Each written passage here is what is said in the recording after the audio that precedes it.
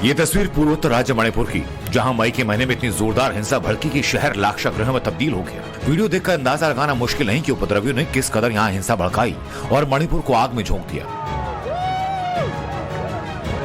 लेकिन इस हिंसा की आग जब दिल्ली तक पहुंची तो मोदी सरकार तुरंत एक्शन में आई, हालात शांत करने की कोशिशों में जुट गई।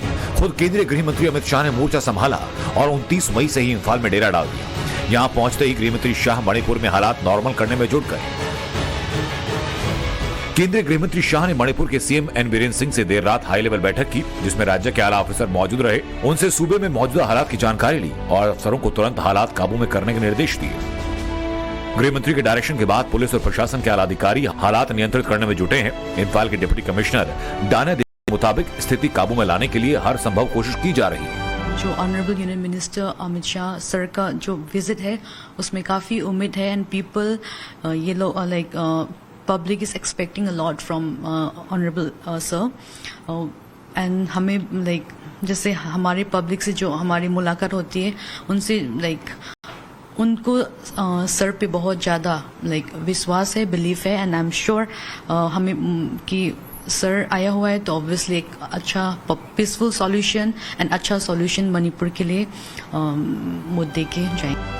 अगले दिन यानी 30 मई को गृहमंत्री अमित शाह ने मैतेई समुदाय की महिलाओं से चर्चा की। इसी समुदाय की बड़ी हस्तियों से बातचीत की। इसके बाद गृहमंत्री शाह मणिपुर के चुराचांदपुर पहुंचे, वहां कुकी समुदाय की बड़ी हस्तियों से मुलाकात की। गृहमंत्री शाह की मैराथन बैठकों का दौर यहीं पर खत्म नहीं हुआ। दोपहर इंफाल वापस लौटने के बाद कई पॉलिटिकल पार्टी से बात की। शाम में गृहमंत्री ने मणिपुर पुलिस, पैरामिलिट्री और सेना के वरिष्ठ अधिकारियों के साथ मणिपुर की सुरक्षा पर समीक्षा बैठक की और रात में एनडीए के विधायकों के साथ मीटिंग की। टाइम्स नाउ नवभारत की टीम इस वक्त मणिपुर में मुस्तैद है। जिम्मेदार न्यूज चैनल होने के नाते वहां की सेंसिबल रिपोर्टिंग कर रहा है, पल पल का अपडेट आप तक पहुंचा रहा है। जिस तरह के हालात लगातार मणिपुर में बने हुए हैं, जो क्लैशेस चल रहे हैं, उसके बीच तमाम लोगों को अलग अलग जगहों से लेकर इन रिलीफ कैंप्स में रखा गया है। इस वक्त मैं थोंगू केंद्र रिलीफ कैंप से रिपोर्ट कर रहा हूँ, इम्फाल वेस्ट में है और इस रिलीफ कैंप में लगभग 700 लोगों को रखा गया है, जिसमें बच्चे हैं, बूढ़े हैं, बुजुर्ग हैं और यहाँ पर उनको रहने की फैसिलिटीज़ दी जा रही है, मेडिकेशन दिया जा रहा है और जो एजुकेशन क्योंकि लगातार इन बच्चों की हैम्पर हुई है इन क्लैशेस के बीच, उनको भी यहाँ पर शिक्षा दी जा रही है।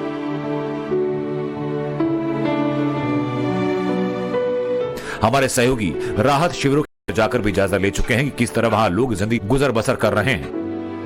इन राहत कैंपों की अलग अलग कहानियां हैं। इन रिलीफ कैंप्स में अलग अलग लोग जो अपने घरों से बिछड़कर यहाँ पर आकर रह रहे हैं, उनकी कहानियां हैं और ये 16 दिन पहले जन्मी बच्ची इसी रिलीफ कैंप में यहाँ पर इसका जन्म हुआ, क्योंकि इनका घर पूरी तरीके से जला दिया गया था और इनको इस राहत कैंप में रखा गया और यहाँ पर इस बच्ची का जन्म हुआ और अब 16 दिन पहले ये यहाँ पर आई और अब यहीं पर रह रही है। इस रिलीफ कैंप में 700 से ज्यादा लोग रह रहे हैं, जिनमें ज्यादातर बच्चे और महिलाएं हैं। इनको पता नहीं कि इनकी घर वापसी कब होगी।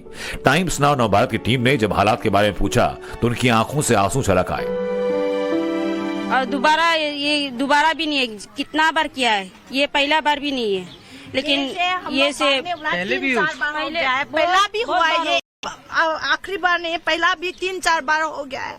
2007 में भी भागा है, जुलाई का डेट 13 में और 2015 का भी भागा है, अभी इस बार भी भागा है। इस बार में तो कुछ भी नहीं रखा हम लोग का, सब बिखर गया, सब आग होके राख हो गया। अभी पहनने का एक कपड़ा भी नहीं, यहाँ में आके सब दिया है। अपना बच्चा को उठा के भाग आया, कैसा सना हो गया ये भी पता नहीं है हम लोग को। अपना जान बच गया तो हो गया करके भाग के आ गया, ये होता है क्या ऐसा? ये पहला बार में भी हम लोग इंडिया गवर्नमेंट ने सरकार को भी बोला हम लोग को भी सिक्योरिटी रखो, ये ऐसे होते रहता तो हम लोग को बचना नहीं है, ये बात सुनता नहीं है। अभी ये इस बार भी ऐसे होता है, हम लोग कब तक ऐसे देगा यहाँ में, बार बार कैसे भागेगा हम लोग को। इसी बीच केंद्र सरकार ने हिंसा में मारे गए लोगों के परिवार वालों के जख्मों पर मरहम लगाने की कोशिश की। हिंसा में मारे गए लोगों के परिवार वालों को सरकार 10-10 लाख रुपए की आर्थिक मदद का ऐलान कर चुकी है। इंफाल से ऐश्वर्या जैन के साथ bureau report, times now Navbharat. Manipur में 3 मई से ही कर्फ्यू लगा है, इंटरनेट बंद है। जातीय हिंसा के बीच कुछ लोगों को राशन पानी की भी दिक्कत हो रही है। ऐसे ही सिचुएशन को नॉर्मल करने में लगे हैं केंद्रीय गृह मंत्री अमित शाह। मणिपुर कैबिनेट के साथ जो शाह की बैठक हुई उसमें लॉ एंड ऑर्डर को नॉर्मल करने और राहत कार्यों में तेजी लाने समेत 5 बड़े फैसले लिए। मणिपुर हिंसा को लेकर केंद्र सरकार का एक्शन जारी है। प्रदेश में खूबसूरती और अमन में आग लगाने वालों के खिलाफ सख्त से सख्त कार्रवाई करने के आदेश दिए गए हैं। यहाँ का इनमें तो लगभग 700 हो गया और वो लोग का यहाँ जो रिलेटिव्स है वो लोग आता है। कभी कभी वो लोग का जो जरूरत चीजों है वो लोग के ऑनलाइन डिमांड पर वो लोग लाता है, देता है। और मैक्सिमम लोग तो वो लोग का सामान ये सब पैसा वगैरह तो जल गया। यहाँ जो है वो लोग इंतजार कर रहे हैं गवर्नमेंट का फाइनल सेटलमेंट। वही वो लोग का अपना है, वो ये कब खेल खत्म होगा। ये अभी जो घटना जो चल रहा है इस दिन चल रहा है, ये एक प्री प्लान एंड हैंडमेड इस दिन है। बिकॉज हम लोग को विश्वास है ये जो कुकी लोग जो ये लड़ाई कर रहा है इसके पीछे कुछ लोग हैं। मणिपुर हिंसा को लेकर केंद्रीय गृह मंत्री अमित शाह ने सीएम एन बीरेन सिंह के अलावा सिविल सोसाइटी के लोगों से भी बातचीत की है।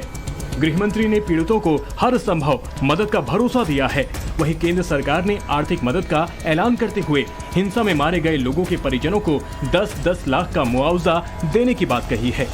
मणिपुर में शांति बहाली को लेकर अमित शाह ने मणिपुर पुलिस, सीएपीएफ और सेना के वरिष्ठ अधिकारियों को हर संदिग्ध गतिविधियों पर नजर रखने को कहा है, जिसके बाद प्रशासन पूरी तरह से अलर्ट है। चप्पे चप्पे पर सुरक्षा के पुख्ता इंतजाम किए गए हैं। भारतीय सेना और असम राइफल्स की लगभग 140 टुकड़ियां हालात स्थिर करने में जुटी हुई हैं। इसके अलावा अन्य अर्धसैनिक बलों के जवानों की भी तैनाती की गई है। तो वहीं गृह मंत्री अमित शाह ने सुरक्षा की बागडोर अपने हाथों में लेते हुए म्यांमार से सटे बॉर्डर का दौरा भी करने की बात कही है। इम्फाल से ऐश्वर्य जैन के साथ ब्यूरो रिपोर्ट, टाइम्स नाउ, नव भारत। मणिपुर हिंसा के 1 महीना होने को है, लेकिन हिंसा की आग अभी तक खत्म नहीं हुई। मैतेई समुदाय को लेकर हिंसा अभी रह रहकर भड़क जा रही है। एक रिपोर्ट आपको देखिए।